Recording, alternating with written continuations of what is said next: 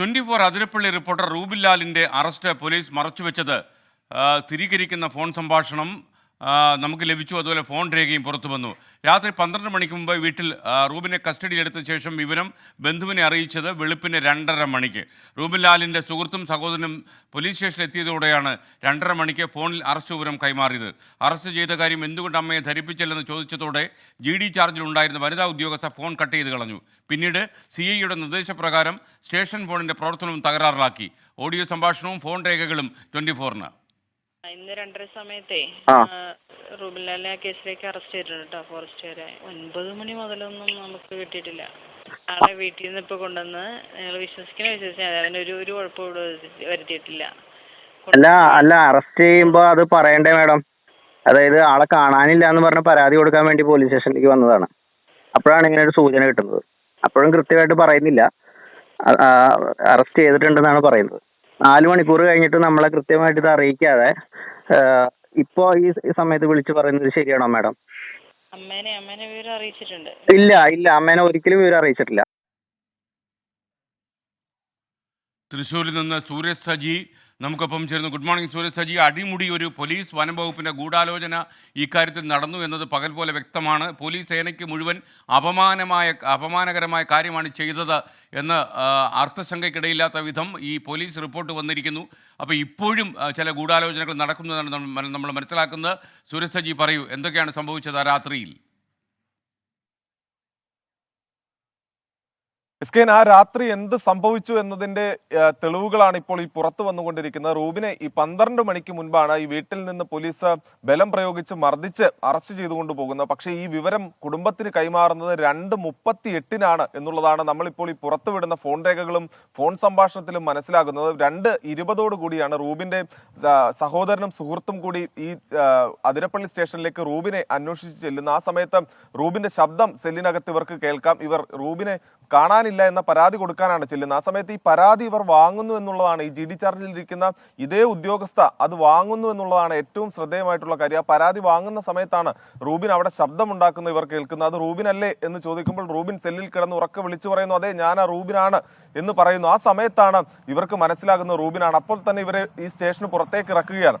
അതിനുശേഷം 2:38 ഈ ഫോണിൽ സംസാരിച്ചതാണ് നമ്മൾ കാണുന്നത്. അതായത് അതുവരെയും ഈ അറസ്റ്റ് മറച്ചു വെച്ചു എന്നുള്ളതാണ്. 2.5 മണിക്കൂറിലധികം 3 മണിക്കൂറിനടുത്ത് ഈ അറസ്റ്റ് മറച്ചു വെക്കാനുള്ള ഒരു ശ്രമം ഉണ്ടായി. അത് പോലീസിന്റെ ഭാഗത്തു നിന്നുണ്ടായ ഗുരുതര ഗൂഢാലോചനയാണ്.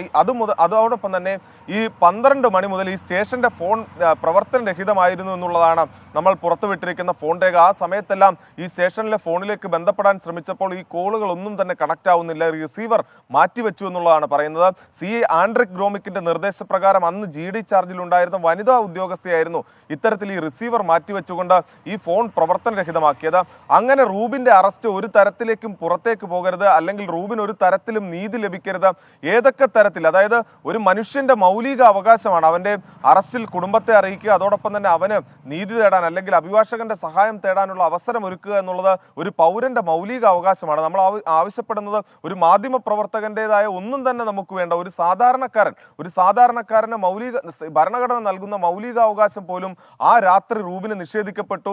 ഇപ്പോഴും അത് നിഷേധിക്കാനുള്ള ശ്രമം അത് പോലീസിന്റെ ഉന്നത തലത്തിൽ തന്നെ, അതായത് മുഴുവൻ പോലീസ് സേനയും എന്ന് നമ്മൾ പറയുന്നില്ല, എന്നാൽ പോലും പോലീസിന്റെ ഉന്നതർ തുടങ്ങി പോലീസിന്റെ ഒരു വിഭാഗവും വനംവകുപ്പിന്റെ ഉദ്യോഗസ്ഥരും ചേർന്നുകൊണ്ട് വലിയ രീതിയിൽ ഈ കേസിൽ ഗൂഢാലോചന നടത്തുന്നു. ഈ കേസ് അട്ടിമറിക്കാനുള്ള ഒരു ശ്രമം, ഇതിൽ റൂബിന്റെ നീതി അട്ടിമറിക്കാനുള്ള ഒരു ശ്രമം അത് ഇപ്പോഴും നടത്തുകയും ചെയ്യുകയാണ്. അതിന്റെ തെളിവാണ് നമ്മൾ ഇപ്പോൾ പുറത്തുവിട്ടിരിക്കുന്നത്. ഇതിന്റെ അടിസ്ഥാനത്തിൽ കർശനമായ അന്വേഷണത്തിലേക്ക് പോലീസ് കടക്കണം എന്നൊരാവശ്യമാണ് ഈ ഘട്ടത്തിൽ മുന്നോട്ട് വയ്ക്കാനുള്ളത്. Okay, thank you Sooraj Saji.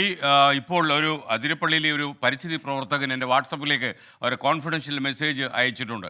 അദ്ദേഹം പറയുന്നത് യഥാർത്ഥത്തിൽ ഈ സർക്കിൾ ഇൻസ്പെക്ടർ പോലീസ് സേനയ്ക്ക് ആകെ അപമാനം ഉണ്ടാക്കിയെന്ന റിപ്പോർട്ട് വന്നതോടെ ഇദ്ദേഹത്തിന് കർശനമായ നടപടികൾ നേരിടേണ്ടി വരുമെന്ന് മനസ്സിലായപ്പോൾ ഈ സർക്കിൾ ഇൻസ്പെക്ടറെ ഇത്തരമൊരു അവസ്ഥയിലേക്ക് തള്ളിവിട്ട അതിരപ്പള്ളിയിലെ വനംവകുപ്പ് ഉദ്യോഗസ്ഥന്മാർ വളരെ തിടുക്കത്തിൽ ചെയ്യാൻ പോകുന്ന ഒരു കാര്യമുണ്ട്.